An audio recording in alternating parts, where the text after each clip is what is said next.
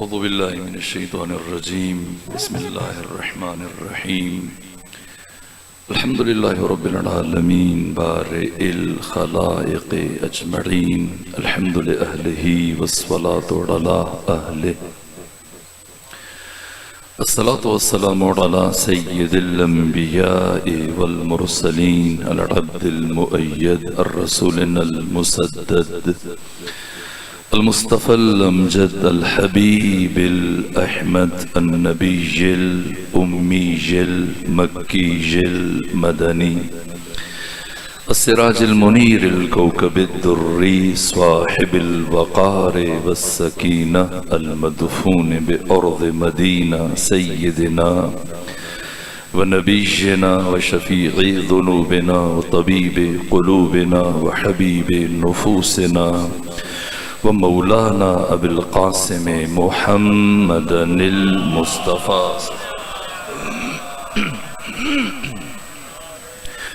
وأهل بيته الأطيبين الأطهرين الأنجبين المعصومين المظلومين ورحمة الله على أحبابهم وأصحابهم وشيعتهم ومحبيهم ومغاليهم أجمعين ولعنة الله على أعدائهم ومنكري فضائلهم وغاصبي حقوقهم من جوم عداوتهم إلى الآن ومن الآن إلى قيام يوم الدين وبعد يوم الدين أما بعد فقد قال حق سبحانه وتعالى في القرآن بسم الله الرحمن الرحيم إن الله يحب الذين يقاتلون في سبيله صفا كأنهم بنيان مرصوص صلوات دیجئے خاندان فاطمہ پر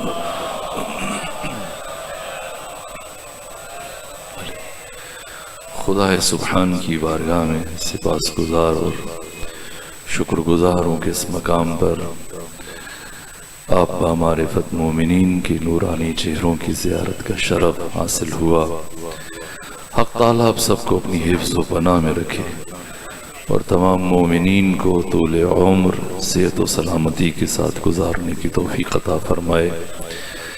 میں آج کے دن کی مناسبت سے اس سے پہلے کہ اپنی گزارشات کا آغاز کروں جملہ مومنین سے التماس ہے کہ بانی مجلس کی والدہ معظمہ علی نے دعا ہے باب الحوائج حضرت ابو الفضل العباس کے صدقے میں پروردگار ان کی والدہ معظمہ کو تندرستی اور صحت و سلامتی عطا فرمائے، ان کے رزق کو جان و مال و اولاد میں برکت عطا فرمائے اور تمام حاضرین کی دعاؤں کو مستجاب فرمائے۔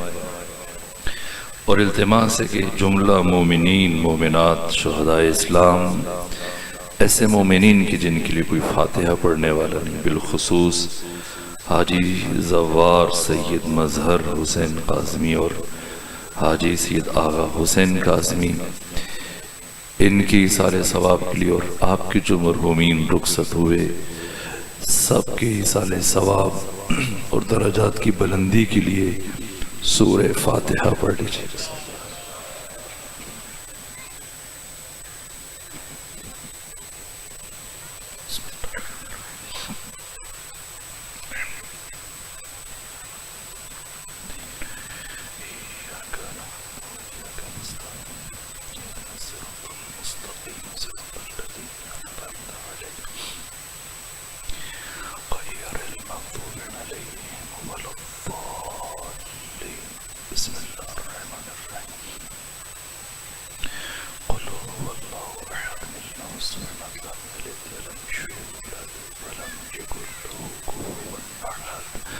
صلوات دیجئے خاندان فاطمہ۔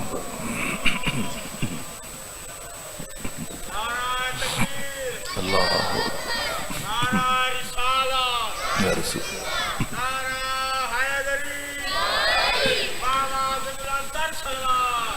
اللہم صلی علی محمد و آل محمد۔ میرے عزیزو، چہلوں میں سید الشہداء اربعین حسینی اور شہداء کربلا کے چہلوں کی مناسبت سے یہ مجلس عزا ہے۔ میں چاہتا ہوں کہ شہداء کربلا کا ذکر قرآن حکیم کی آیات کے تناظر میں پیش کروں، تمہیداً رک کر ابتدا میں ایک جملہ تاکہ تمہید اور بنیاد استوار ہو جائے اور نتیجہ عرض کر سکوں۔ میرے عزیزو، یہ انسان اپنی تمام تر قوتوں، صلاحیتوں اور توانائیوں کے باوجود اپنے تئیں خود کو بہت زبردست و مضبوط و توانا سمجھتا ہے۔ اس کے باوجود اللہ نے قرآن میں اس انسان کو ضعیف اور کمزور قرار دیا۔ اور اگر آپ پوچھیں کہ انسان کی سب سے بڑی کمزوری کیا ہے، تو وہ کمزوری جو امیر المومنین کے بیان کے مطابق انسان کی سب سے بڑی کمزوری ہے، جو اسے اوندھے منہ زمین پر گراتی ہے، وہ خود پسندی۔ اور علی فرماتے ہیں کہ انسان جب خود پسند ہو جاتا ہے، اپنے آپ کو پسند کرنے لگ جاتا ہے، تو بہت جلد دوسروں کی نگاہوں میں ناپسند ہو جاتا ہے۔ یہ انسان کی کمزوری ہے، چاہتا ہے کہ پسند کیا جائے، چاہا جائے، سراہا جائے، اس کا ذکر کیا جائے، اس سے متعلق گفتگو کی جائے، اس سے متعلق بات کی جائے، وہ محفلوں میں رہے، ذہنوں میں رہے، تذکروں میں رہے، حافظوں میں رہے، وہ موضوع بحث رہے، موضوع گفتگو رہے۔ یہ بچے اور جوان جو کافی تعداد میں بیٹھے ہیں، ڈیجیٹل بٹیرے جو اپنے ہاتھوں میں اٹھائے رکھتے ہیں، سینے سے لگائے رکھتے ہیں، دن کا آغاز بھی ان کو دیکھ کے اور دن کا انجام بھی ان کو دیکھ کے تکیے کے نیچے رکھ کے کرتے ہیں۔ یہ بٹیرے جو ان کے ہاتھوں میں، جیبوں میں ہیں، ان میں جو بہت سارے کام انجام دیتے ہیں اور متاع عمر اور اپنی زندگی اور حیات کو لٹاتے ہیں، مسلسل برباد کر رہے ہوتے ہیں، ان میں سے ایک مصروفیت یہی فیس بک ہے اور اس طرح کی باقی چند ایپس ہیں اور باقی چیزیں ہیں۔ اگر میں پوچھوں کہ یہ فیس بک کیا ہے، آپ مجھے بتائیں، سمجھائیں، تو آپ کیا بتائیں گے؟ جتنا میں جانتا ہوں وہ عام طور پر ایک جوان ہے، اب تو جوان کیا عرض کروں، بزرگ بھی شامل ہو چکے اس دوڑ میں، بچے بھی، زن و مرد، خواتین، سب کے سب جہاں موقع ملے، کسی دریا کے کنارے پر، کسی سمندر کے کنارے پر، کسی صحرا میں، کسی ہوٹل میں، کسی پارک میں، کسی شاہراہ میں، کہیں کھانے کا ٹیبل لگا ہوا ہو، کہیں پر حتیٰ زیارات کے لیے چلے جائیں، حج کے لیے، عمرے کے لیے، عمرہ بعد میں شروع کریں گے، طواف بعد میں شروع کریں گے، پہلے کھڑے ہو کر خانہ کعبہ کے ساتھ اپنی تصویر بنوائیں گے، زری اگر پہنچتے ہیں کسی بھی معصوم کی زری پہ، زیارت بعد میں کریں گے، خواہش ہے کہ پہلے کسی طرح سے تصویر بنوائیں، اور اگر کوئی دوسرا تصویر بنانے والا نہ ہو تو یہ تکلیف بھی خود اٹھاتے اور آپ اپنی تصویر بناتے ہیں۔ پھر دن میں جتنی تصویریں تیار ہوتی ہیں، بنائی جاتی ہیں، ان میں اب یہ انسان، یہ جوان تتبع و تفحص کرتا ہے، چھن پھٹک کرتا ہے، تلاش کرتا ہے، ڈھونڈتا ہے، جائزہ لیتا ہے، ان میں سب سے اچھی اور بہترین تصویر کون سی ہے جو دوسروں کو اپنی طرف کھینچ سکتی ہے، متوجہ کر سکتی ہے، اور اپنے تئیں سب سے اچھی تصویر کا انتخاب کر کے پھر اس صفحے کے اوپر لگا دیتا ہے، جسے فیس بک کہا جاتا ہے۔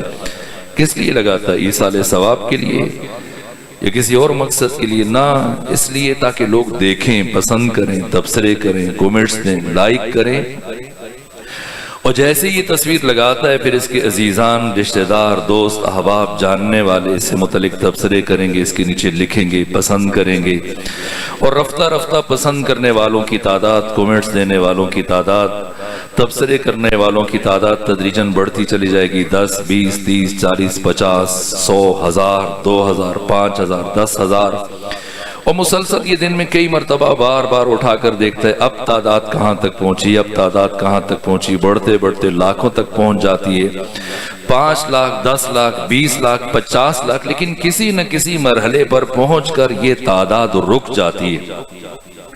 اب جتنی اچھی سے اچھی تصویر کیوں نہ ہو، یہ بار بار اٹھا کر دیکھتا ہے کہ شاید کومنٹس کرنے والوں کی تعداد میں اضافہ ہوا ہو، لائک کرنے والوں کی تعداد میں اضافہ ہوا ہو، کسی اور نے بھی اس تصویر کو دیکھا ہو، پسند کیا ہو، لیکن شاید کوئی اکا دکا کئی دنوں کے بعد کوئی دیکھ لے تو دیکھ لے، اب کوئی پلٹ کر دوبارہ اس تصویر کی طرف نہیں دیکھ رہا۔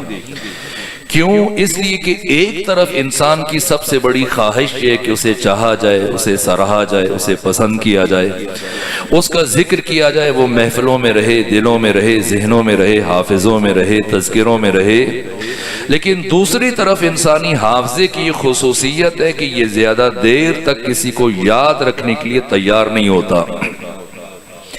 یہ جس حافظے کی میں نے آپ کو مثال دی، یہ انسانوں کا انفرادی حافظہ ہے، ایک کائنات کے تمام انسانوں کا اجتماعی حافظہ ہے جس کا نام ہے تاریخ۔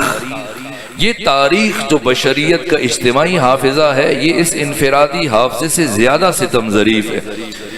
یہ تاریخ بشریت کا اجتماعی حافظہ چھوٹے چھوٹے واقعات، چھوٹے چھوٹے حوادث، چھوٹی چھوٹی باتوں کو، چھوٹی چھوٹی جنگوں کو سرے سے اپنے دامن میں جگہ نہیں دیتی۔ بڑے بڑے واقعات، بڑے بڑے حوادث، بڑی بڑی جنگیں، انہیں تاریخ اپنے دامن میں لیتی ہے، لیکن کتنے عرصے کے لیے؟ ایک محدود اور مختصر عرصے کے لیے۔ کچھ وقت تک ان واقعات کا اثر باقی رہتا ہے، لیکن رفتہ رفتہ جیسی دوسرے واقعات وقوع پذیر ہوتے ہیں اور جیسے جیسے دوسرے حوادث ظہور پذیر ہوتے ہیں، وہ آ کر ان کی جگہ لے لیتے ہیں، اور پھر پچھلے واقعات رفتہ رفتہ وقت کی دبیز تہوں کے نیچے دبنا شروع ہو جاتے ہیں، محو ہونا شروع ہو جاتے ہیں۔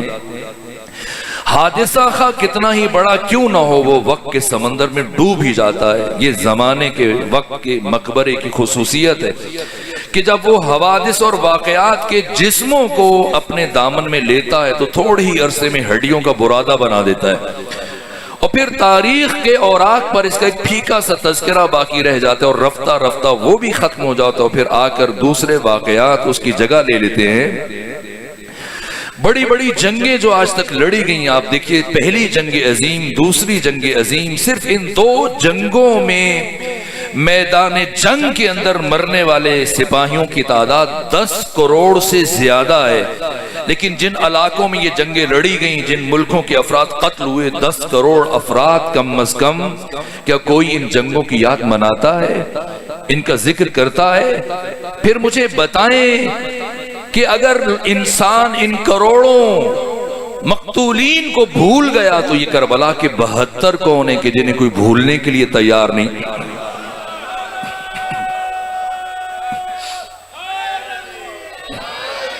یہ کربلا کیا ہے؟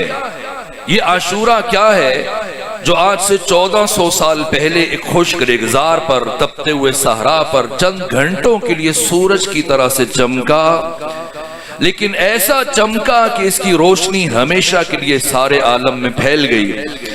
یہ کربلا کیا ہے؟ یہ عاشورہ کیا ہے؟ اور یہ 72 کون ہیں کہ جن کے ذکر نے دشت و دریا، سمندر و صحرا 14 صدیاں عبور کی، اور آج وہاں وہاں ذکر کربلا پہنچ چکا ہے جہاں جہاں انسان زندگی گزار رہے ہیں۔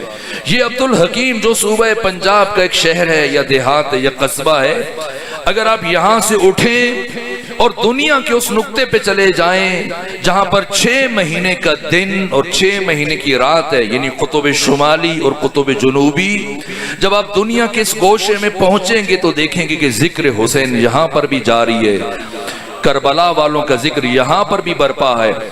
یہ تاریخ کا مزاج نہیں کہ وہ کسی واقعے کو یاد رکھے، یہ تاریخ کا مزاج نہیں کہ وہ کسی حادثے کو یاد رکھے۔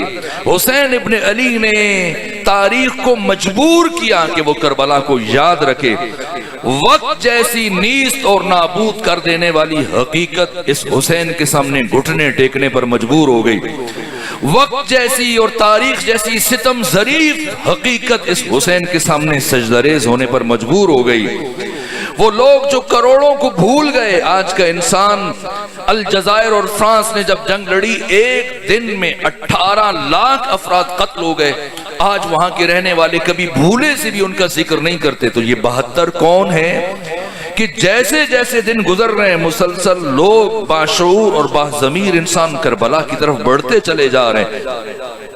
یہ کربلا ہے کہ جو مسلمانوں سے نکل کر غیر مسلم، عیسائی ہیں، ہندو ہیں، سکھ ہیں، دیگر ادیان اور مذاہب اور مکاتب فکر کے مستشرقین، دانشور، سب کو اپنی طرف خیرہ کیے ہوئے یہ کربلا کیا ہے اور یہ عاشورہ کیا ہے، اس کی ابدیت کا راز کیا ہے؟ آئیں ان عوامل میں سے صرف ایک عامل کو آج کی گفتگو میں بیان کیا جائے گا کہ وہ کون سے عوامل ہے کہ جنہوں نے کربلا کو ابدی بنا دیا، سرمدی بنا دیا، لازوال بنا دیا، آفاقی بنا دیا، ہمگیر بنا دیا، یونیورسل بنا دیا، لافانی بنا دیا، کہ جیسے جیسے وقت گزرتا چلا جا رہا ہے ویسے ویسے انسان کربلا کی طرف بڑھتا چلا جا رہا ہے۔ جس طرح سے مرحوم شبیر حسن خان جوش ملی آبادی نے کہا کہ انسان کو بیدار تو ہو لینے دو، ہر قوم پکارے گی ہمارے ہیں حسین، بس حسین شناسی کے لیے ذہن کی بیداری شرط ہے، عقل کی بیداری شرط ہے، شعور کی بیداری شرط ہے، ضمیر کی بیداری شرط ہے۔ سویا ہوا انسان کبھی حسین شناس نہیں بن سکتا، بس انسان کو جگا دو، پھر دیکھو کہ کبھی حسین سے دشمنی نہیں کرے گا، حسین سے دوری اختیار نہیں کرے گا۔ آئیے سمجھیں کربلا کی ابدیت کے اسرار اور رموز میں سے ایک راز حسین ابن علی کا وہ انتخاب ہے جسے آقا نے 11 سالوں میں ایک ایک موتی کی طرح سے، ایک ایک پھول کی طرح سے منتخب کیا، چنا، اور 3 بر اعظموں کے کروڑوں مسلمانوں کے درمیان سے ایسے 72 پھول چنے، ان کا ایسا گلدستہ بنایا کہ 14 صدیاں گزرنے کے باوجود ان کی خوشبو کم نہیں ہوئی بلکہ ان کی خوشبو بڑھتی چلی جا رہی ہے۔ یہ کربلا کے 72 کون ہیں؟ صرف ایک آیت ان کا تعارف میں قرآن حکیم سے آج کے دن میں عرض کرنے کی کوشش کروں گا۔ ان کربلا والوں کے تعارف میں پروردگار ان لفظوں کے ساتھ خراج عقیدت پیش کر رہے کہ ان اللہ یحب الذین یقاتلون فی سبیلہ صفا کأنہم بنیان مرصوص۔ اللہ دوست رکھتا ہے ان مجاہدین کو کہ جو اس کی راہ میں یوں جم کر جنگ کرتے ہیں کہ جیسے سیسا پلائی ہوئی دیوار۔ عبد الحکیم کے صاحبان حکمت اور صاحبان معرفت تشریف فرمائے۔ ابھی جو میں بیٹھا تو دوست احباب آپ سے بات ہو رہی تھی، میں نے پوچھا یہ قصبہ ہے، یہ شہر ہے؟ فرما رہے تھے شہر ہے، چونکہ ضرورت کی ساری چیزیں مل جاتی ہیں۔ تو جو تعریف آپ کر رہے تھے مرحوم ارسطو نے بھی شہر کی یہی تعریف کی۔ شہر ایسی جگہ، اس مقام کو شہر کہا جاتا ہے جہاں پر بشر کی ضرورت کی ہر شے مل جائے، اس کی ہر طرح کی ضروریات جہاں پوری ہوں، اسے شہر کا کہا جاتا ہے۔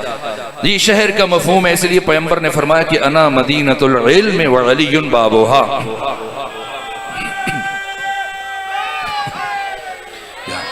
میں علم کا شہر ہوں اور علی اس کے دروازہ ہیں، اس لیے کہ علم کی اقسام ہیں اور ہزاروں اقسام ہیں، لیکن ہر طرح کا علم بشر کو علی کے دروازے سے ملے گا۔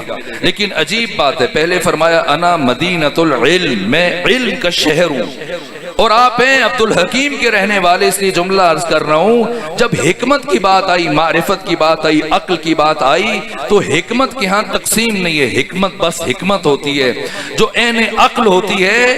جب علم کی بات آئی تو فرمایا انا مدینۃ العلم وعلی بابھا، اور جب حکمت کی بات آئی فرمایا انا باب الحکمت، انا دار الحکمت وعلی بابھا، میں حکمت کا گھر ہوں اور علی اس کا دروازہ ہے۔ اس لیے کہ حکمت دکانوں پہ نہیں ملتی، حکمت کے لیے محور و مرکز صرف ایک جگہ ہوا کرتی ہے، یعنی گھر، ایک مقام۔ تو چونکہ عبد الحکیم کے رہنے والے با حکمت افراد ہیں، اس لیے میں زیادہ تفصیل میں نہیں جاؤں گا، بہت مختصر لمحوں میں یہ تمہیدی جملہ عرض کروں، اسے اپنے ذہنوں میں محفوظ کر لیجئے تاکہ میں نتیجہ عرض کر کے آپ کی زحمتوں کو تمام کر دوں۔ میرے عزیزوں، قرآن مجید کی اس آیت میں اللہ افراد کی شجاعت کو بیان نہیں کر رہا، بلکہ پروردگار اس آیت میں ایک ایسے لشکر کا تعارف کروا رہا ہے جس لشکر کے کسی ایک سپاہی نے بھی معمولی کمزوری کا مظاہرہ نہیں کیا۔ آئے میرے ساتھ شامل ہو جائیے اور ہم مل کر حدیث اور تاریخ کی کتابوں کو چھوڑتے ہوئے صرف قرآن مجید سے وہ لشکر تلاش کریں کہ جو اس عظیم ترین قرآنی آیت کا مصداق بن سکے۔ اس لیے کہ اگر ہم اس آیت کا مصداق تلاش نہ کر سکے تو قیامت تک کے لیے قرآن مجید کی حقانیت زیر سوال چلی جائے گی۔ قرآن مجید کی صداقت زیر سوال چلی جائے گی، اور آج کا غیر مسلم مستشرق وہ قرآن سے متعلق کی تانا زنی کرے گا کہ اللہ نے قرآن میں ایسی فرضی باتیں کی ہیں، افسانوی اور خیالی باتیں کی جن کا عالم حقیقت میں اور عالم خارج میں کوئی وجود نہیں۔ تو اگر پروردگار ایک لشکر کا تعارف کر رہا ہے تو آئیں ڈھونڈیں وہ کون سا ایسا لشکر ہے جو اس عظیم ترین قرآنی آیت کا مصداق بن رہا ہے۔ میں پھر ایک مرتبہ دہرا دوں کہ اس لشکر میں افراد کی شجاعت کو بیان نہیں کیا جا رہا، بلکہ اس لشکر میں، اس آیت میں ایک ایسی سپاہ اور لشکر کو بیان کیا جا رہا ہے جس لشکر کے کسی ایک سپاہی نے بھی معمولی کمزوری کا مظاہرہ نہیں کیا۔ آئیں تلاش کریں قرآن مجید سے وہ کون سا ایسا لشکر ہے جو اس آیت کا مصداق بننے کی صلاحیت رکھتا ہے۔ سب سے پہلا لشکر جو مجھے نظر آتا ہے قرآن مجید میں وہ جناب طالوت کا لشکر ہے۔ حضرت طالوت اپنے لشکر کو لے کے چلے، اور جب لے کے چلے تو لشکر والوں سے کہا، اے میرے لشکر والوں، ان اللہ مبتلیکم بالنہر، اللہ تمہاری شجاعت کا امتحان لے گا ایک نہر کے ذریعے سے، فمن شرب منہ فلیس منی، اس نہر سے جو شخص پانی پی لے گا وہ میرا سپاہی نہیں ہے۔ ہاں اتنی اجازت میں دیتا ہوں، الا من اغترف غرفۃ بیدہ، اگر کوئی چلو برابر پانی پی لے تو اس میں کوئی حرج نہیں۔ لیکن قرآن مجید کیا فرماتا ہے؟ قرآن فرماتا ہے فشربوا منہ الا قلیلا منہم، وہ جتنے تھے سب کے سب پانی پر ٹوٹ پڑے سوائے چند کے۔ تو وہ لشکر جو امتحان میں ناکامیاب ہو جائے اور اتنی کمزوری دکھائے اور سردار لشکر کی بات کا پاس و لحاظ نہ رکھے، ایسا کمزور لشکر اس عظیم آیت کا مصداق بننے کی صلاحیت نہیں رکھتا۔ دوسرا لشکر جسے قرآن مجید نے بیان کیا وہ جناب موسیٰ کا لشکر ہے۔ حضرت موسیٰ نے اپنی قوم اور اپنی سپاہ کو فرعون اور فرعونیوں کے ظلم سے نجات دلائی، اور انہیں رات کی تاریکی میں لے کے چلے، لیکن جب دریائے نیل کے کنارے پر پہنچے تو آپ کی قوم نے چیخنا شروع کیا، اے موسیٰ آپ ہمیں کہاں لے کے آئے؟ پیچھے فرعون کا لشکر آ رہا ہے، آگے پانی ہے، پیچھے آگ ہے، ہم تو غرق ہو جائیں گے، نابود ہو جائیں گے، مارے جائیں گے۔ جناب موسیٰ نے کہا پریشان نہ ہو، آپ نے اپنا عصا دریائے نیل میں مارا، راستہ بنا۔ پہلے پریشانی کا اظہار کر رہے تھے، موسیٰ پر تانا زنی کر رہے تھے، لیکن جیسے ہی راستہ بنا اب نخرے بازی شروع کر دی، کٹ حجتی شروع کر دی۔ کہا موسیٰ ہم تو 12 قبیلے ہیں، ہم تو ایک راستے سے نہیں جائیں گے۔ اور جب ان کی تانا زنی سنی تو جناب موسیٰ نے مزید 11 مرتبہ اس عصا کو پانی میں مارا، اور کل 12 راستے بن گئے۔ جب 12 راستے بنے تو فرمایا اب چلے جاؤ، سب چل پڑے۔ اور جب سب کے سب کاروان، سب کے سب قبیلے ان 12 راستوں میں چلتے ہوئے صحیح و سالم دریائے نیل کی دوسری طرف پہنچ گئے، جیسے یہ دوسری طرف پہنچے فرعون اور اس کا لشکر پہنچا، اور انہوں نے دیکھا کہ راستے بنے ہوئے ہیں۔ انہی 12 راستوں میں فرعون نے اپنی فوج کو اندر دریا کے منتقل کیا، اور جب سارے کے سارے سپاہی دریا کے اندر پہنچے تو خدا نے پانی کو ملنے کا حکم دے دیا، اور سارے کے سارے غرق ہو گئے۔ اس سے پہلے کہ میں آگے بڑھوں اور اپنی بات کو آگے لے کے چلوں، رک کر ایک جملہ عرض کروں، کیا موسیٰ کے ساتھ سب اچھے تھے؟ نہیں، وہ بھی تھے جو موسیٰ پر تانا زنی کر رہے تھے کہ ہمیں کہاں لے آئے ہو، کہ آگے پانی ہو، پیچھے آگے دشمن کا لشکر ہے۔ اور کیا فرعون کے ساتھ سب برے تھے؟ نہیں، سب برے نہیں تھے، اچھے بھی تھے جو اسے سمجھا رہے تھے۔ لیکن کیا وجہ ہے کہ موسیٰ کے ساتھ جو برے تھے وہ بھی نجات پا گئے، اور فرعون کے ساتھ جو اچھے تھے وہ بھی غرق ہو گئے؟ کیا یہ عدل الہی کے خلاف نہیں ہے؟ تو اس قرآنی واقعے سے ہمیں مزاج ربوبیت سمجھ میں آتا ہے کہ اللہ انسانوں کے شخصی اور انفرادی کردار کو نہیں دیکھتا، اللہ قیادت، سیادت، امامت اور رہبری کو دیکھتا ہے۔ اگر امام اچھا ہو تو برے بھی نجات پا سکتے ہیں، اور اگر امام برا ہو تو اچھے بھی ہلاک ہو جائیں گے۔ یہ ایک معصوم ہے، موسیٰ کلیم 12 قبیلوں کو نجات دلائی، یہ ایک معصوم کی طاقت ہے جو 12 قبیلوں کو نجات دلا رہا ہے۔ کیا 12 میں اتنی طاقت نہیں کہ مل کر ایک کو نجات دے سکیں؟ صحیح و سالم لے کے پہنچے اپنے لشکر اور سپاہ کو موسیٰ کلیم، فرعون کا سارا لشکر غرق ہو گیا۔ جب اس کا لشکر غرق ہوا، موسیٰ کے ساتھی اور سپاہی دریائے نیل کو عبور کرنے کے بعد صحیح و سالم جب پہنچ گئے تو سامنے فلسطین کا شہر تھا۔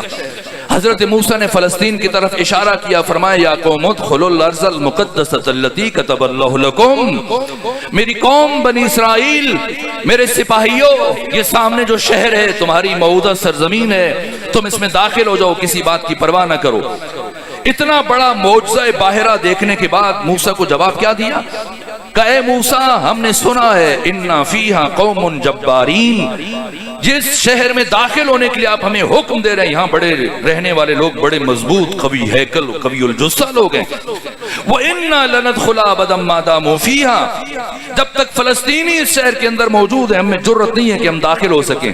اے موسیٰ، اگر آپ کو جہاد کا ایسا ہی شوق ہے تو فَاذْهَبْ أَنْتَ وَرَبُّكَ فَقَاتِلَا إِنَّا هَاهُنَا قَاعِدُونَ، اب خود چلے جائیے، اپنے رب کو لے کے چلے جائیے اور دونوں جا کر وہاں پر لڑ لیجئے۔ إِنَّا هَاهُنَا قَاعِدُونَ، ہم تو یہاں سے ہلنے والے نہیں، ہم تو یہیں بیٹھے ہوئے۔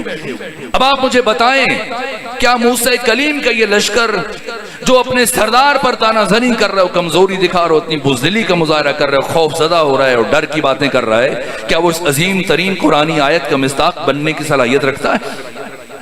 اس کے بعد جناب عیسیٰ کا لشکر ہے۔ قرآن کے علاوہ آپ انجیل اٹھائیں، انجیل متی کی، جس میں یہ تحریر ہے کہ عیسیٰ کے وہ 12 حواری وقت آخر سب کے سب نے جناب عیسیٰ کا ساتھ چھوڑ دیا، اور انہی 12 میں سے ایک وہ تھا جس نے اس جگہ کا پتہ بتایا جس مقام پر جناب عیسیٰ روپوش تھے۔ اس کا مطلب یہ کہ عیسیٰ کے سپاہی بھی اس قابل نہیں کہ وہ اس آیت سب کا مصداق قرار پا سکیں۔ اب پیغمبر کا دور شروع ہوا۔ اسلام کی 81 جنگوں میں سب سے پہلی جنگ جنگ بدر ہے۔ قرآن مجید جنگ بدر کے اندر آنے والے شجاعوں کی جہاں پر تعریف کر رہا ہے، وہاں پر یہ بھی بیان کر رہا ہے کہ وَيُجَادِلُونَكَ فِي الْحَقِّ بَعْدَمَا تَبَيَّنَ كَأَنَّمَا يُسَاقُونَ إِلَى الْمَوْتِ وَهُمْ يَنْظُرُونَ، کہ جنگ بدر میں امر حق کے ظاہر ہو جانے کے باوجود ایک گروہ ایسا تھا جو راستے میں آپ کے ساتھ جھگڑتے ہوئے چل رہا تھا۔ تو ایسا گروہ کہ جو اپنے سردار کے ساتھ جھگڑتے ہوئے چل رہا ہو، ایسا لشکر ایسی عظیم آیتوں کا مصداق بننے کی صلاحیت نہیں رکھتا۔ اگرچہ جنگ بدر میں بعض سپاہیوں نے شجاعت کے عظیم کارنامے دکھائے، جس میں سے سر فہرست علی ابن ابی طالب علیہ السلام ہیں۔ 70 افراد قتل ہوئے اور 70 میں سے جو 35 بڑے بڑے شجاع تھے، عتبہ، شیبہ، عتیبہ، ولید، حنظلہ، سب کو علی نے مارا۔ باقی جو عام سپاہی تھے 35 جو باقی مسلمانوں نے مل کے مارے، ان میں بھی علی کی شمولیت تھی۔ لیکن قرآن مجید 2، 4، 10، 20، 40، 50 افراد کی شجاعت کو بیان نہیں کر رہا۔ قرآن مجید ایک ایسے لشکر کو بیان کر رہا ہے جس لشکر کے ایک سپاہی نے بھی معمولی کمزوری کا مظاہرہ نہیں کیا۔ یہ جنگ بدر، اور جنگ بدر کے بعد پھر اسلام کی دوسری جنگ جنگ احد۔ جنگ احد میں بھی بعض شجاعوں نے عظیم کارنامے دکھائے، جن میں سر فہرست علی ابن ابی طالب ہیں، جس کے نتیجے میں دشمن کا ٹڈی دل لشکر دوڑ پڑا اور میدان کو چھوڑ کر بھاگ نکلا۔ لیکن میں نے سیرت اور تاریخ کی کتابوں میں پڑھا ہے کہ جب دوبارہ سے خالد بن ولید نے اکرمہ بن ابو جہل کے ساتھ مل کر پلٹ کر حملہ کیا، اور عبداللہ بن جبیر کی سرپرستی میں 50 افراد جنہیں پہاڑی درے پر ختمی مرتبت نے معمور فرمایا تھا، اور یہ حکم دیا تھا کہ ہم جنگ جیتیں یا ہاریں، تم نے اپنی جگہ سے نہیں ہلنا، تم نے اپنی جگہ نہیں چھوڑنی۔ لیکن 2 افراد باقی رہ گئے اور 48 نیچے اتر آئے۔ زیادہ سے زیادہ جو تحریر تاریخوں میں لکھی گئی ہے وہ یہ کہ 9 یا 11 افراد بچ گئے، باقی سارے کے سارے اس پہاڑی درہ کو چھوڑ کر نیچے آ گئے۔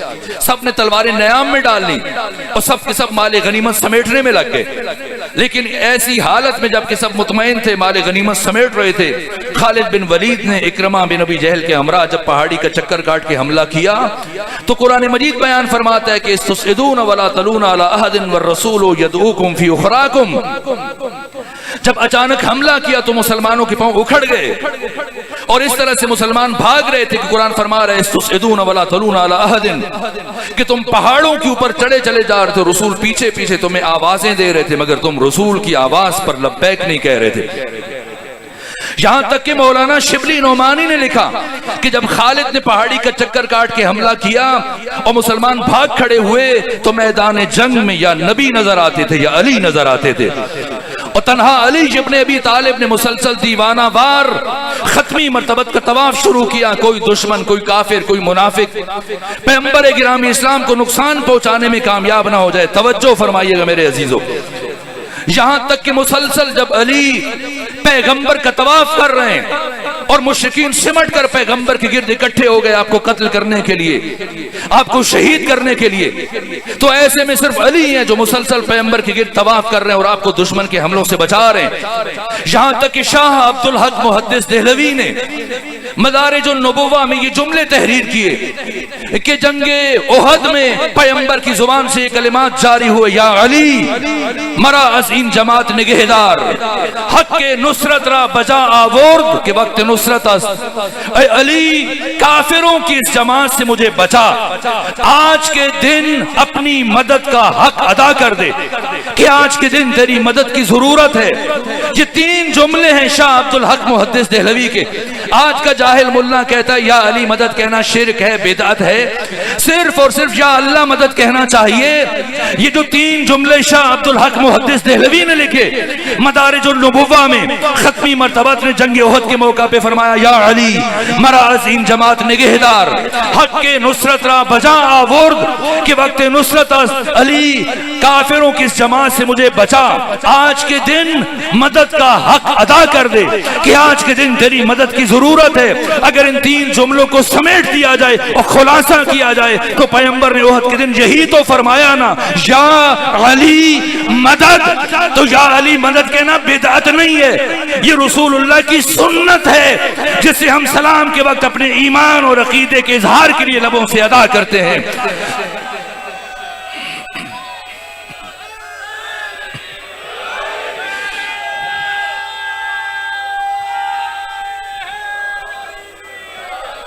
اتنی بلند صلوات بھیجیے خاندان فاطمہ۔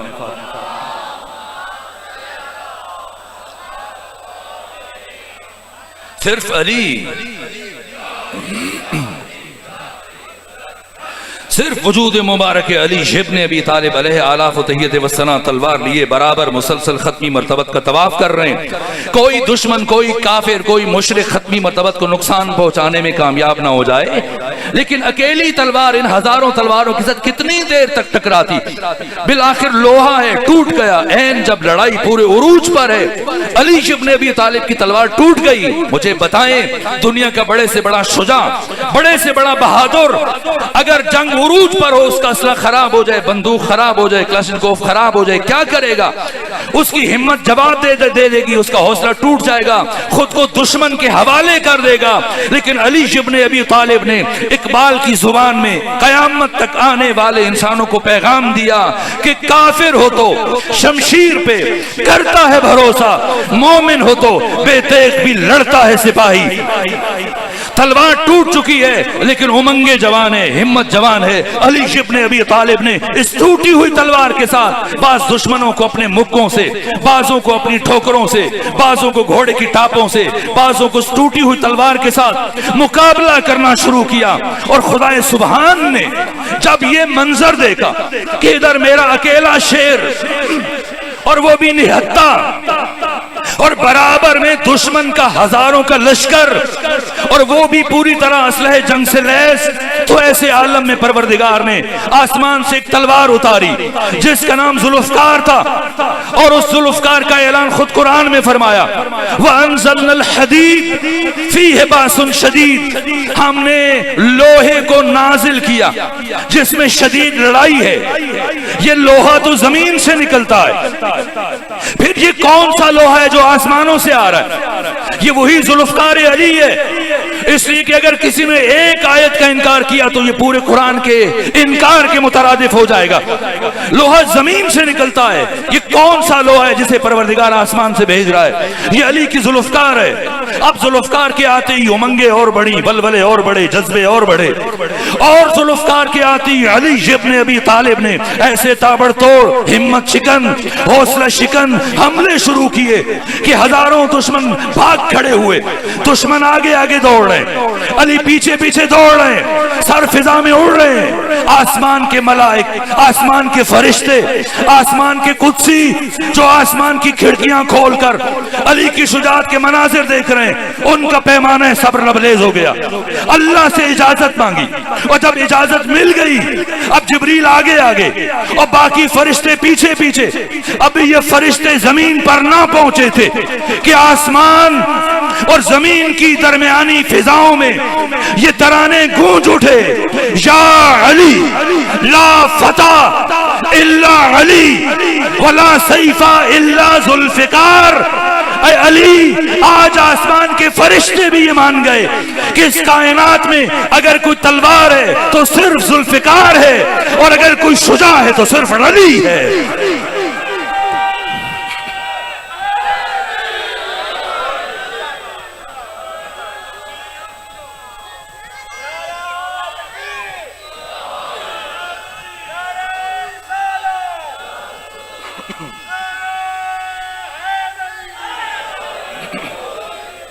اتنی ہی بلند صلوات بھیجیے خاندان فاطمہ پر۔ میرے عزیز بھائی تشریف فرمائے، اب گفتگو کو زیادہ طول نہیں دینا چاہتا اور نتیجے کی طرف اپنی بات کو لے کے بڑھوں۔ جنگ احد جہاں پر 5 شجاعوں نے شجاعت کے عظیم کارنامے دکھائے، لیکن آیت صف افراد کی شجاعت کو بیان نہیں کر رہی، لشکر کی شجاعت کو بیان کر رہی۔ اگرچہ اس جنگ میں اور پچھلی جنگوں میں بہت سارے افراد نے شجاعت کے کارنامے دکھائے، لیکن آیت صف میں ایک سپاہ اور لشکر کی شجاعت کو بیان کیا جا رہا ہے، جس ساری سپاہ کے ایک ایک فرد نے کندھے سے کندھا ملا کر اور شانے سے شانہ ملا کر باطل اور طاغوت کا مقابلہ کیا، اور کسی ایک سپاہی نے بھی معمولی کمزوری کا مظاہرہ نہیں کیا۔ یہ جنگ احد ہے، اور جنگ احد کے بعد پھر تیسری جنگ، جنگ خندق اور جنگ احزاب۔ صرف ایک جملہ عرض کروں اور آپ کی زحمتوں کو تمام کر دوں۔ جنگ احزاب جب کل کفر اکٹھا ہو کر مسلسل 2 سال کی تیاری کے بعد مدینہ کے باہر آیا، 10,000 کا لشکر، اور اس لشکر کا سن کر اور دیکھ کر جو مسلمانوں کی کیفیت تھی اسے قرآن مجید نے بیان کیا۔ میں نے ابھی تک کوئی حدیث نہیں پڑھی کہ کوئی کہہ دے مسلمان کی ضعیف ہے، غیر معتبر ہے، راوی ثقہ نہیں ہے، اور اس میں راوی ایسا ہے مرسل ہے۔ نا، یہ قرآن کی آیتیں ہیں۔ قرآن فرما رہا ہے جنگ خندق اور جنگ احزاب کے بارے میں کہ جاؤکم من فوقکم ومن اسفل منکم، کہ جب کفر کے لشکروں نے جنگ خندق اور احزاب میں دائیں طرف سے بائیں طرف سے اوپر سے نیچے سے چاروں طرف سے آنا شروع کیا، تو مسلمانوں تمہارا عالم یہ ہو کہ تمہاری آنکھیں پتھرا گئی، ازاغت الابصار وبلغت القلوب الحناجر، اور تمہارے کلیجے اچھل اچھل کر تمہارے حلق تک آ گئے، وتظنون باللہ ظنونا، اور تم اپنے پروردگار کے بارے میں کیا کیا بدگمانیاں کرنے لگ گئے۔ تو وہ لشکر جس کی آنکھیں پتھرا جائیں، جس کے کلیجے اچھل اچھل کر حلق تک آ جائیں، جو اپنے پروردگار کے بارے میں بدگمانیاں کرنے شروع ہو جائیں، ٹھیک ہے ان کی توبہ بعد میں قبول ہو گئی ہوگی، لیکن کم سے کم ایسا لشکر اس عظیم ترین قرآنی آیت کا مصداق بننے کی صلاحیت نہیں رکھتا۔ ایک جملہ عرض کر دوں تاکہ اندازہ ہو جائے، 27 دن مسلسل امام شمس الدین ذہبی نے تاریخ الاسلام میں لکھا ہے، اور ابن کثیر نے البدایہ والنہایہ میں لکھا ہے، اور ابن اسیر جزری نے الکامل میں تحریر کیا، ابن خلدون جیسے متعصب مورخ نے لکھا ہے، یعقوبی نے، مسعودی نے، باقی مورخین نے، طبری نے لکھا، یہاں تک کہ امام اسماعیل بخاری جن کی صحیح بخاری انہوں نے اپنی 10 جلدی تاریخ کبیر میں یہ لکھا ہے کہ مسلسل 27 دن گزر گئے، اور اب وہ خندق ہے جو 5.5 گز چوڑی، 5.5 گز گہری اور 4.5 میل لمبی خندق، تو 10,000 کا لشکر ہے، 10 اونٹ دن میں استعمال کر رہا ہے، 10 اونٹ رات میں ذبح کیے جاتے ہیں، ان میں پجمردگی پھیل رہی ہے، کیا کریں؟ ادھر یہ خوف زدہ ہیں اور اس طرف سے وہ کہ کیا کریں؟ بالآخر 10,000 کے لشکر میں سے 7 بڑے جرنیل اور شجاع ترین افراد انہوں نے خندق عبور کی۔ میں بتاؤں جنگ خندق میں مسلمانوں کا کتنا حصہ شامل ہے۔ سب سے پہلے سب سے آگے عامر بن عبد ود، اور دوسرے نمبر پہ جو شجاعت میں اس کا ہم پلہ تھا، قوی الجثہ، طویل القامت، پرہیبت، جسے دیکھ کر لوگ کانپنا شروع کر دیتے تھے، اس کا بیٹا حاصل بن عامر بن عبد ود۔ تیسرے نمبر پہ حبیرہ ابن ابی وہب، چوتھے نمبر پہ اکرمہ بن ابو جہل، 5ویں نمبر پہ زرار بن خطاب فہری، اور 6ٹھے نمبر پہ नौफल बिन अब्दुल्ला और 7वें नंबर पे मंबा बिन उस्मान। 27 दिन गुजरने के बाद ये 7 अफराद खंदक अबूर करके आए और सबसे आगे आमिर इब्न अब्दुवाद है और इसने आकर पैगंबर के खेमे के बाहर ललकारना शुरू किया। यहां तक कि ऐसा सुकूत और सन्नाटा तारी हुआ जैसे गोया जुबानें गुंग हो चुकी। यहां तक इसने इतनी बड़ी गुस्ताखी की कि अपने नेज़े से खत्मी मर्तबत के खेमे की चादर को चीर दिया और नेज़े से कपड़ा ऊपर उठाकर, मोहम्मद अगर कोई और नहीं आता आप खुद आ जाओ, जब मुझे कत्ल करके जहन्नुम भेज दो या खुद जन्नत में चले जाओ मेरे हाथों मार के। जब इतनी बड़ी गुस्ताखी देखी खत्मी मर्तबत ने फरमाया मल लिहाज़ल कल्ब, कौन है जो इस कुत्ते का मुंह बंद करे। आज बास जाहिल मुल्ला कहते हैं पैगंबर भी गालियां देते हैं। किसी ने किसी जमात के लीडर से, एक एंकर पर्सन ने सवाल किया कि आप बात बात पे गालियां देते हैं, बड़ी हर बात पे कोई ना कोई गाली देते हैं। तो कहा पैगंबर भी तो गालियां देते थे, अगर मैंने गाली दे दी तो क्या हुआ। तो उज़रे गुनाह बदतरस गुनाह, यानी अपने अमल की तौजीह के लिए इस गुनाह की और गलत बात की निस्बत खत्मी मर्तबत की तरफ देना, ये तौहीन है खत्मी मर्तबत। मुमकिन नहीं कि वमा यंतिकु अनिल हवा इन हुवा इल्ला यूहा, कम इस्ताद मोहम्मद मुस्तफा अपनी जुबान से कोई रकीक लफ्ज अदा कर सके जिसकी जुबान वही इलाही के बगैर हरकत नहीं करती। खत्मी मर्तबत ने गाली नहीं दी। पहले समझे गाली किसे कहते हैं। जब इंसान की कुव्वत गजब इंसान पर मुसल्लत होती है और इंसान मगलूबुल गजब हो जाता है तो आतिश गजब को ठंडा करने के लिए खिलाफ हकीकत ऑल फॉल बातें मुंह से निकालता है। हकीमी उम्मत इस्लामी मुजस्सम अक्ल सरापा अक्ल अक्ल कुल मुजस्सम अक्ल खत्मी मर्तबत जिनकी जुबान वही इलाही के बगैर हिलती नहीं है, क्या वो मगलूबुल गजब हो गए और आतिश गजब को ठंडा करने के लिए कह रहे थे। ना, खत्मी मर्तबत अपने मद्दे मुकाबिल और दुश्मन की हकीकत को बयान कर रहे हैं। ये गाली नहीं है। पैगंबर कयामत तक के लिए पैगाम देके जा रहे हैं कि जान लो, समझ लो और सीख लो। अगर कोई गुस्ताख, उसकी गुस्ताखी इस हद तक बढ़ जाए कि वो दरवाजे रसूल की हुर्मत को पायमाल करे और आकर मेरे या मेरे अहले बैत के दरवाजे पर गुस्ताखी करना शुरू कर दे, तो उसकी इंसानी शक्ल पर जाकर इंसानी शक्ल को देख के धोखा ना खाना। उसकी शक्ल इंसानी होगी, जाहिरन इंसान है, लेकिन बबातिन हकीकत में वो कुत्ता है।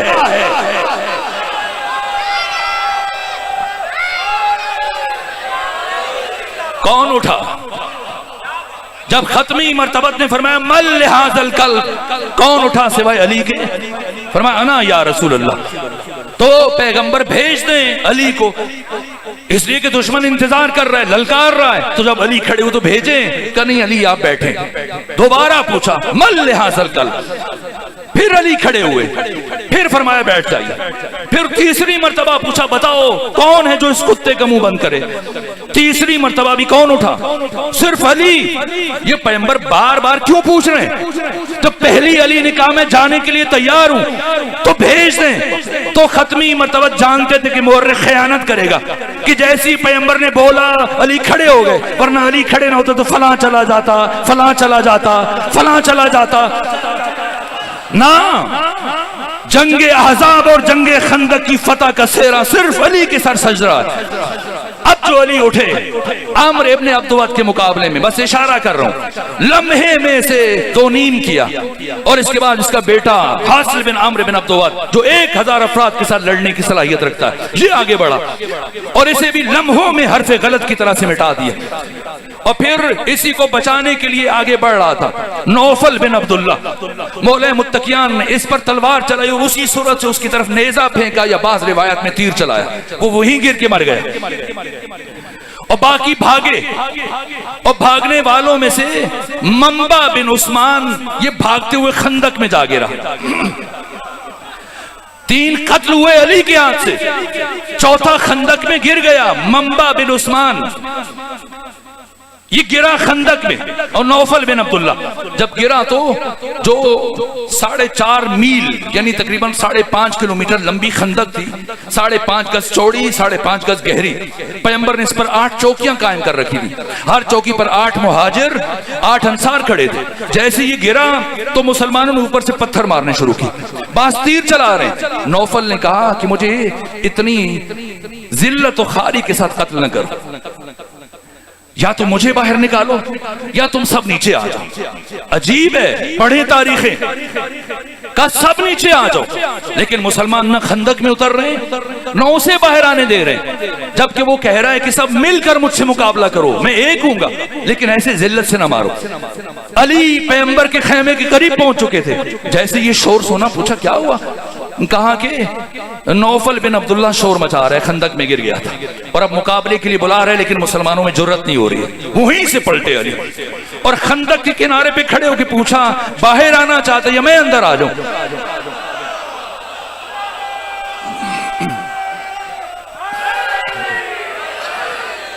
کہاں آپ اندر آ جائیے. علی گئے. یہ علی کی کرامت ہے، یہ علی کا کرم ہے، یہ علی کی جود و سخا کی منزل ہے. ایک مرتبہ فرمایا نوفل اگر مجھ پر حملہ کرو اور حملہ کر کے خود کو بچا سکتے ہو تو بچا لو. اس نے حملہ کیا، حضرت نے اس کے وار کو رد کیا اور پھر ایسا وار کیا کہ اسے دو نیم کر دیا. 7 آئے، 4 علی کے ہاتھ سے قتل ہوئے، 3 بھاگنے میں کامیاب ہو گئے. مسلمانوں کا حصہ بتاؤں جنگ خندق اور جنگ احزاب جس میں سب سے زیادہ کفار تیار ہو کے آئے، کتنا حصہ تھا بتاؤں؟ مسلمانوں کا کردار اس جنگ میں، کل کردار، چونکہ بات ختم کر رہا ہوں سمیٹ رہا ہوں، جنگ خندق اور جنگ احزاب میں مسلمانوں کا کردار. ان 3 بھاگنے والوں میں سے ایک حبیرہ ابن ابی وہب، دوسرا اکرمہ بن ابو جہل، تیسرا زرار بن خطاب فہری. وہ تو آگے تھے، زرار پیچھے تھا. تو یہ بھاگ رہا تھا. جب یہ بھاگ رہا تھا تو کسی کے ذہن میں خیال آیا چلو بہتی گنگا میں ہم بھی ہاتھ دھو لیں، بہتی گنگا میں ہم بھی ہاتھ دھو لیں. علی نے مارا ہے 3 کو، 4 کو مارا ہے، 1 کو میں بھی مار لوں تاکہ میرا بھی نام شامل ہو جائے.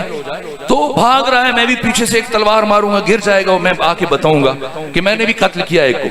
یہ پیچھے دوڑا قتل کے ارادے سے، اور زرار بن خطاب فہری کو صرف خیال آیا کہ علی کا شیوا نہیں کہ وہ بھاگنے والے کا پیچھا کرے.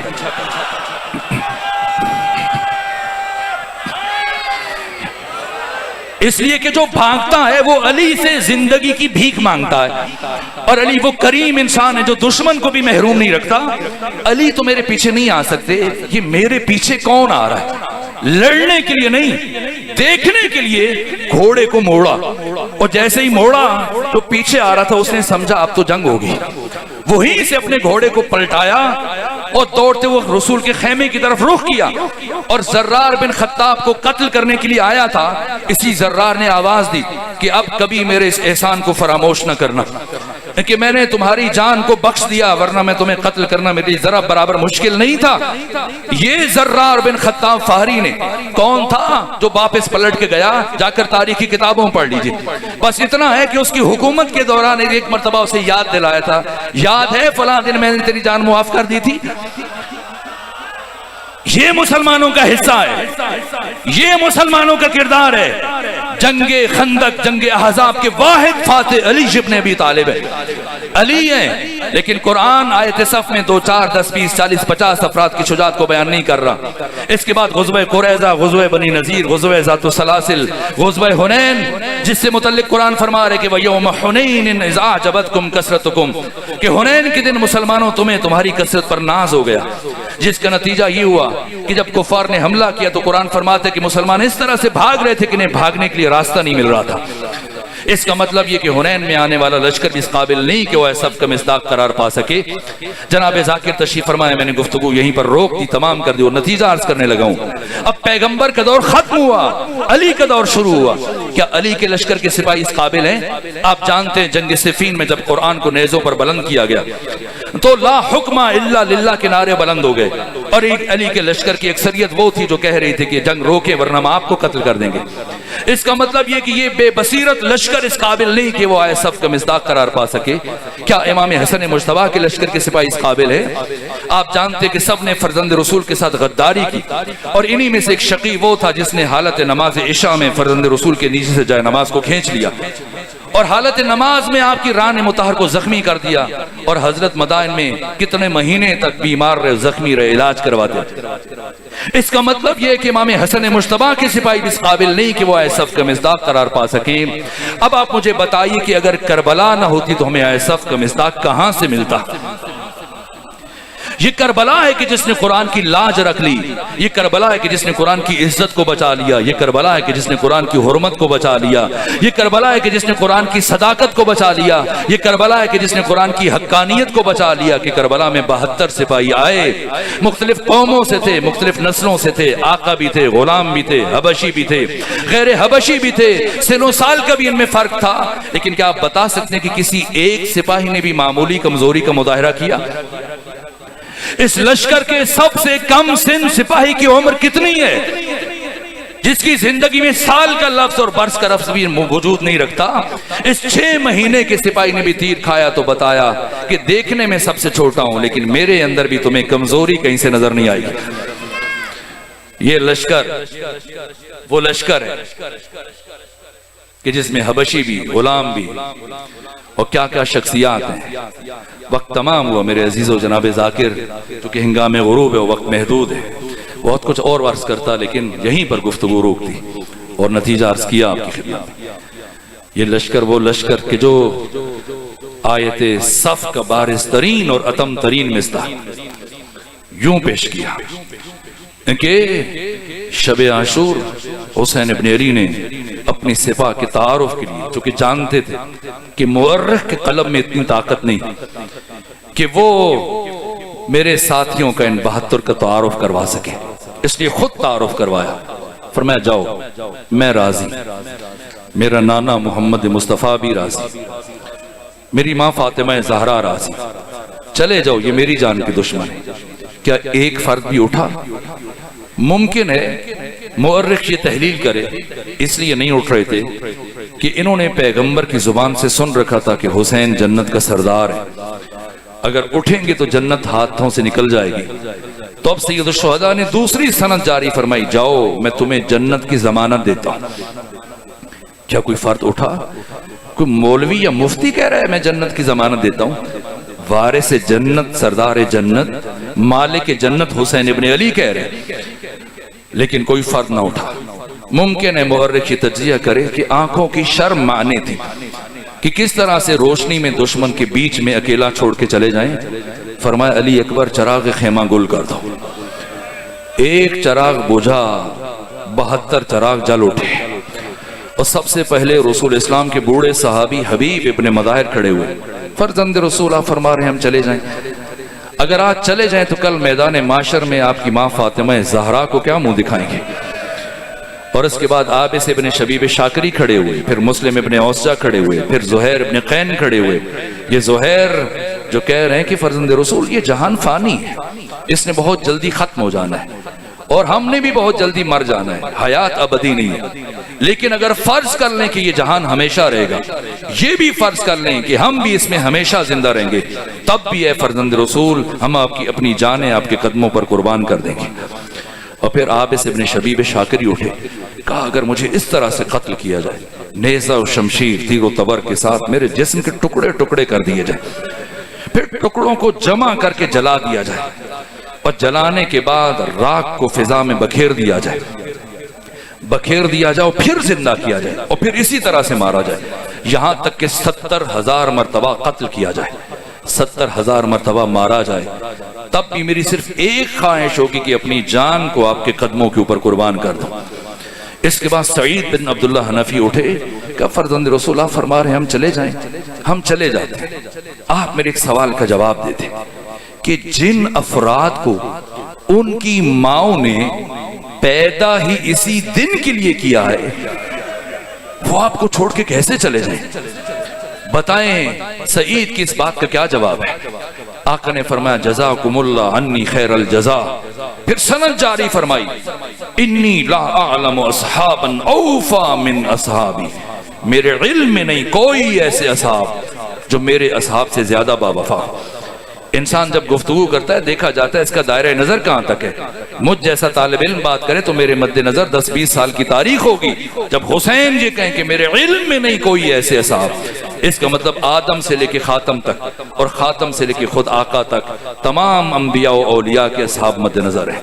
بس میرے عزیزوں یہاں تک کہ فرما انی لا اعلم اصحابا، میں جاہل تھا بات پھیلا دی، اور مجھے بات یاد آتی مرحوم اظہر حسن زیدی کی.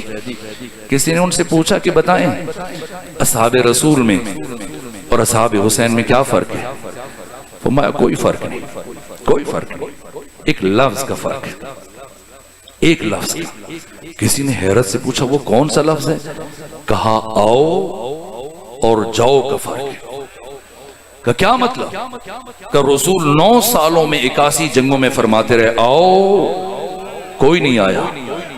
حسین ساری رات فرماتے رہے جاؤ، کوئی نہیں اٹھا، کوئی نہیں اٹھا. اس لیے جوش ملی آبادی شبیر حسن خان نے کہا سر فرشتوں کے یہاں آج بھی خم ہوتے ہیں، ایسے انسان رسولوں میں بھی کم ہوتے ہیں. یہ حسین کے ساتھی جن میں سے صرف ایک وہ جو سعید کہہ رہے تھے کہ جن افراد کو ان کی ماں نے پیدا ہی اسی دن کے لیے کیا. پتا یہ سعید 2 جملے، میں شرمندہ ہوں چونکہ گفتگو تاخیر سے شروع ہوئی اور بہت دیر سے موقع ملا گفتگو کے لیے، لیکن بس آخری جملہ عرض کروں. سعید بن عبداللہ حنفی ان 72 میں سے کون ہیں؟ کتنا سفر کیا؟ 6500 کلومیٹر کا سفر طے کیا. سب سے پہلے 10 رمضان المبارک کو قیس ابن مسار سیداوی کے ہمراہ پہنچے مکہ اہل کوفہ کے خطوط لے کر. یہ 300 فرسخ. پھر 5 دن مکہ میں رکے، 4 دن 5ویں دن پھر مسلم ابن عقیل کو اپنے ہمراہ لے کے گئے مدینہ، وہاں سے پھر پلٹ گئے کوفہ 600 فرسخ. پھر تیسری مرتبہ مسلم کا خط لے کے گئے آقا کے لیے 900 فرسخ. چوتھی مرتبہ امام کا خط لے کے آئے مسلم کے لیے 1200 فرسخ. 6500 کلومیٹر. ایسا سفر کہ آپ کے سارے ساتھی مر گئے. مشکل سفر ہے سارا کا. 6000 کلومیٹر کا سفر کر کے تھکے ہوئے سعید 3 دن کے بھوکے اور پیاسے. شب عاشور ساری رات جاگ کر عبادت کرتے رہے، خندق کھودتے رہے، پھر جھاڑیاں کاٹ کے لائے امام کے ساتھیوں کے ہمراہ خندق کو بھرا جھاڑیوں سے، تاکہ امام حسین کے وداع کے بعد جب دشمن اچانک حملہ آور ہو جائے تو بیبیوں کو سنبھلنے کا موقع مل جائے. اس لیے امام حسین نے ان جھاڑیوں کو آگ لگا دی تھی تاکہ بیبیوں کو کچھ دیر سنبھلنے کا موقع مل جائے. اتنے تھکے ہوئے. اور روز عاشور جب ابو سمامہ ساعدی امام حسین کے صحابی نے آقا سے عرض کیا فرزند رسول وقت زوال ہے، آپ کی اقتداء میں جی چاہتا ہے نماز پڑھ لیں، تو 2 سپاہی امام حسین کے سامنے کھڑے ہوئے، ایک زہیر دوسرے سعید بن عبداللہ حنفی. اور ادھر سے عمر ابن سعد نے حکم دیا کہ اب ان نمازیوں پر تیر چلاؤ. کتنے تیر لگے؟ بالکل جو سب تیروں کی زد میں تھے یہ سعید بن عبداللہ حنفی تھے. شہید مرتضی مطہری نے لکھا ہے 84 تیر لگے. جناب سعید بن عبداللہ حنفی کو 84 تیر لگے، لیکن ایک تیر 2 3 انسان کی موت کے لیے کافی ہیں. کیا وجہ ہے کہ 84 تیر کھا کر سعید پہاڑ کی مانند استوار کھڑے صرف عشق حسین میں اور اپنی قوت ارادی کے بل بوتے پر کہ اگر میں گر گیا تو کوئی تیر یوسف فاطمہ کو لگ جائے گا. اس لیے سیسا پلائی ہوئی دیوار بنے کھڑے. اور جیسے ہی حسین نے کہا السلام علیکم ورحمت اللہ وبرکاتہ، اب سعید گرے. اور جب گرے تو زمین پر نہیں گرے، چونکہ اتنے تیر تھے کہ آپ کا جسم تیروں پر معلق ہو گیا، اور گرنے کی وجہ سے وہ تیر مزید آپ کے جسم میں اتر گئے. آخری سانسیں چل رہی ہیں اور رخ کیا امام حسین کی طرف اور کیا کہا اوفیت یا ابا عبداللہ، اوفیت یا ابا عبداللہ، اے حسین ابن علی کیا میں نے وفا کی، کیا میں نے حق ادا کیا؟ شہید مرتضی مطہری کہتے اتنا کچھ کرنے کے بعد سعید کیوں کہہ رہے ہیں کہ میں نے حق ادا کیا؟ کہ اس لیے کہ سعید اور یہ باقی 71 لوگ کو شف الغطا کی منزل پر فائز ہو چکے ہیں. یہ جانتے ہیں کہ بشر اتنا کچھ کر کے بھی حق کے حسین ابن علی ادا نہیں کر سکتا. ادھر سعید نے پوچھا اوفیت یا ابا عبداللہ، ادھر لبہائے حسینی میں جنبش پیدا ہوئی. میرے عزیزوں بحر الانوار کی 98 نمبر جلد میں امام صادق کی حدیث ہے زرارہ سے. امام صادق فرماتے کہ اہل جنت جو جنت میں جائیں گے انہیں 70,000 سال میں ایک مرتبہ حسین کے چہرے کی زیارت کا شرف حاصل ہوا کرے گا. یہ روایت ذہن میں رکھیں. پھر جیسے ہی سعید نے پوچھا اوفیت یا ابا عبداللہ، اے حسین کیا میں نے آپ کے ساتھ وفا کی؟ لبہائے حسینی میں جنبش پیدا ہوئی. فرمایا یا سعید انت امامی فی الجنہ، اے سعید آپ جنت میں ہمیشہ میری آنکھوں کے سامنے رہا کرو. بس مجلس ختم ہو گئی. یہ جملہ سعید نے روز عاشور حسین سے پوچھا. بعین ہی یہی جملہ ایک شہید کی ماں نے پوچھا جب اسیروں کا یہ کاروان پلٹ کر مدینے پہنچا. کس نے پوچھا؟ ام البنین نے. ابو الفضل عباس کی مادر گرامی ام البنین نے اپنے پوتے فضل کی انگلی پکڑی، آگے بڑھ کر استقبال کیا اور سلام کرنے کے بعد سید سجاد سے جو پہلی بات پوچھی، عرض کیا سید سجاد میرا دل تڑپ رہا ہے، بس اتنا بتا دیں کیا کربلا میں میرے بیٹے عباس نے اپنے آقا حسین کے ساتھ وفا کی یا وفا نہیں کی؟ سید سجاد کی آنکھوں سے اشک برسنا شروع ہوئے. کہ ام البنین آپ کے بیٹے نے وفا کی حد کر دی. کہا ایک بات سنیں پھر خود دیکھیں آپ کے بیٹے نے کربلا میں کیا کیا اور میرے بابا حسین کی بارگاہ میں آپ کے بیٹے عباس کا مقام کیا تھا. کہ سید سجاد بتائیں. کہا ام البنین جب ہمیں اسیر کر کے کربلا سے شام کی طرف لے کے جا رہے تھے تو راستے میں عمر ابن سعد کی سواری میری سواری کے ساتھ ساتھ چل رہی تھی اور اثناء سفر میں عمر ابن سعد نے میرے بابا کے قاتل شمر ابن ذوالجوشن کو بلایا. بہت طولانی روایت ہے لیکن جناب ذاکر کو تاخیر ہو رہی ہے، میں بس مختصر کر کے ایک جملہ کہوں اور محفل تمام کر رہا ہوں، مجلس ختم کر رہا ہوں. کہا شمر ابن ذوالجوشن کو بلایا اور عمر ابن سعد نے اور پوچھا بتا جب تو حسین کو قتل کر رہا تھا تب حسین کی حالت کیا تھی، حسین کی کیفیت کیا تھی؟ کیا اس لمحے حسین نے کوئی بات کی، کوئی کلام کیا، کوئی گفتگو کی؟ شمر ابن ذوالجوشن نے جواب دیا ہاں اے عمر ابن سعد، حسین ابن علی اپنی شمشیر کو خاک کربلا میں ٹیکے ہوئے قبضہ شمشیر پر سر رکھے بیٹھے تھے. میں قتل کے ارادے سے آگے بڑھا، میں نے حسین کو کندھوں سے دھکا دیا، حسین پشت کے بل خاک کربلا پر گرے، میں آگے بڑھ کر حسین کے سینے پر سوار ہو گیا، میں حسین کے سینے پر سوار ہوا. حسین نے آنکھیں کھول کے میری طرف دیکھا اور دیکھنے کے بعد کہا شمر بڑی اونچی جگہ بیٹھا ہے، شمر بڑی بلند جگہ پر بیٹھ گیا. اے شمر مجھے اچھی طرح سے یاد ہے بچپنے میں میرے نانا محمد مصطفیٰ جب مجھے اپنی گود میں بٹھا کر مجھ سے پیار کرتے تھے تو میری قمیض کے بٹن کھول دیتے تھے اور مجھے سینے سے چومنا شروع کرتے تھے، پھر میرے گلے کے بوسے لیتے تھے، میرے لب و رخسار کے بوسے لیتے تھے، میری پیشانی کے بوسے لیتے تھے. تب میرے نانا محمد مصطفیٰ نے ایک مرتبہ مجھے بتایا تھا اے حسین تجھے کائنات کا شقی ترین فرد قتل کرے گا جس کے چہرے پر چیچک کے داغ ہوں گے، جس کا چہرہ خنزیر کے جیسا ہوگا. کہا ارے عمر ابن سعد میں نے جیسی حسین کی زبان سے کلمات سنے مجھے غصہ آیا. اے عبد الحکیم کے غیور مومنوں مجھے معاف کرنا، یہ مقتل کے جملے میں نظر انداز کر دیتا ہوں لیکن اب بات بتانا پڑنا مجبوری ہے کہ نہیں معلوم زندگی کس موقع پر ساتھ چھوڑ جائے. کیا کیا بنو امیہ نے جن کو منوانے کے لیے آج بل پیش کیے جا رہے ہیں. ایک مرتبہ شمر ابن ذوالجوشن نے کہا کہ عمر ابن سعد جب حسین نے مجھ سے کہا تمہاری شکل خنزیر کے جیسی ہوگی، میرے نانا نے مجھے بتایا تھا، تو کہا مجھے اتنا غصہ آیا میں نے حسین کی داڑھی کو بائیں ہاتھ سے پکڑا اور دائیں ہاتھ سے میں نے حسین کے رخسار پر تماچے مارنا شروع کیے. اس اسنا میں حسین کی ایک چھوٹی سی بچی، یہ میں چھوڑ رہا ہوں جناب ذاکر پڑھیں گے، میں ایک جملہ کہوں کہ بات مکمل ہو جائے. یہ بچی کیسے پہنچی، شمر نے کیسے الگ کیا، یہ پھر کبھی عرض کروں گا. لیکن جتنی دیر میں شمر ابن ذوالجوشن نے اس بچی کو اپنے بابا سے الگ کیا، اتنی دیر میں حسین نے اپنی قوت کو جمع کیا. یہ شمر ابن ذوالجوشن سعد ابن ابی وقاص کو بتا رہا ہے، عمر ابن سعد کو بتا رہا ہے، حسین نے قوت کو جمع کیا اور یہ جملے کہتے ہوئے حسین سجدے میں گئے. ترکت الخلق طرا فی ہواک، پروردگار میں نے ساری کائنات کو چھوڑ دیا صرف تیرے عشق میں. وَأَيْتَمْتُ الْعَيَالِ لِكَيْ أَرَاكَ، پروردگار بچوں کو یتیم کرنے لگا ہوں تاکہ تیری زیارت کر سکوں. اندھی ہو جائے وہ آنکھ جو تجھے نہیں دیکھ سکتی. پروردگار تو مخفی کب تھا کہ کوئی تیرے لیے دلیلیں تلاش کرے. من وجدک فما زالک، جس نے تجھے پا لیا اس نے کیا کھویا، اور جس بد نصیب نے تجھے کھو دیا اس نے کیا پایا. او عبد الحکیم والو چہلم حسینی کے موقع پر جو جملہ حسین نے اللہ کی بارگاہ میں کہا، او آج مل کے حسین سے کہتے ہیں اے حسین جس نے تجھے پا لیا اس نے کیا کھویا اور جس بد نصیب نے تجھے کھو دیا اس نے کیا پایا؟ ایک مرتبہ یہ کہتے ہوئے حسین نے یوسف فاطمہ نے سر سجدے میں رکھا اور اب ذکر سجدہ پڑھنا شروع کیا، رضن بقضائک وتسلیما لامرک لا معبود سواک یا غیاث المستغیثین۔